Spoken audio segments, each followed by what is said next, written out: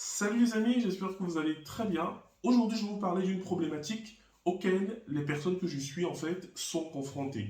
Donc, c'est les personnes que j'ai en coaching et qui me remontent différentes problématiques au quotidien. Et il y en a une en effet qui est commune.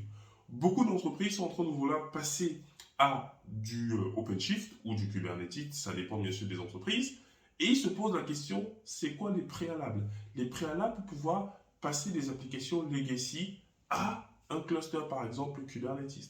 Je vais en parler dans cette vidéo, mais avant, Jean Taffen, formateur dans le monde du cloud et du DevOps, et tu es au bon endroit si c'est que ces sujets t'intéressent. C'est-à-dire, tu veux savoir par exemple comment est-ce qu'on containerise une application pour la déployer sur un cluster Kubernetes.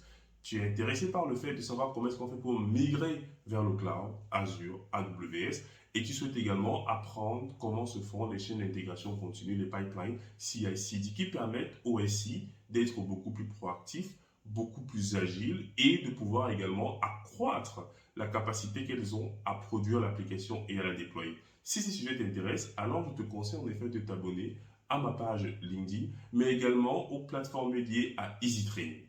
Bien, je te laisse continuer ta vidéo et je te dis à la prochaine. Alors, qu'est-ce que moi je réponds en effet à ces apprenants qui souhaitent en effet passer sur Kubernetes ou OpenShift, une application qui est en legacy?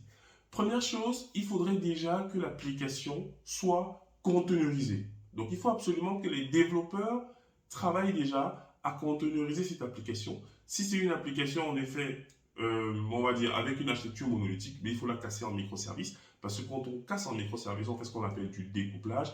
Et le découplage nous permet d'apporter beaucoup plus d'agilité et de scalabilité à l'application. Donc, dès que le découplage a été fait, on crée donc des microservices pour chaque élément, chaque composant qui est issu de ce découplage-là, et ensuite on le containerise. Maintenant, pour le containeriser, il faut évaluer le langage de programmation avec lequel le module a été réécrit, et également, il faut absolument produire des images maintenables.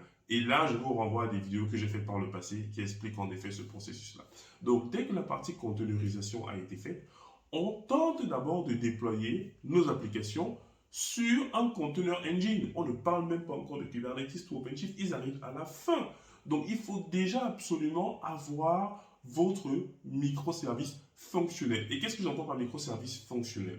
C'est qu'on ne va pas hardcoder dans le code de l'application, par exemple, les informations de la BDD. Ça n'a pas de sens. Ça veut dire qu'il faut rendre chaque microservice autonome et qui ne rend qu'une seule tâche et bien évidemment qu'il est suffisamment variabilisé pour qu'on puisse nous fournir des informations permettant ainsi d'adapter ce microservice-là à d'autres usages.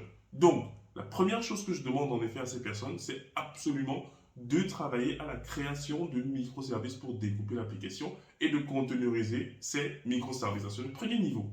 Et lors de la prochaine vidéo, je vous parle de la suite. Allez les amis, ciao ciao.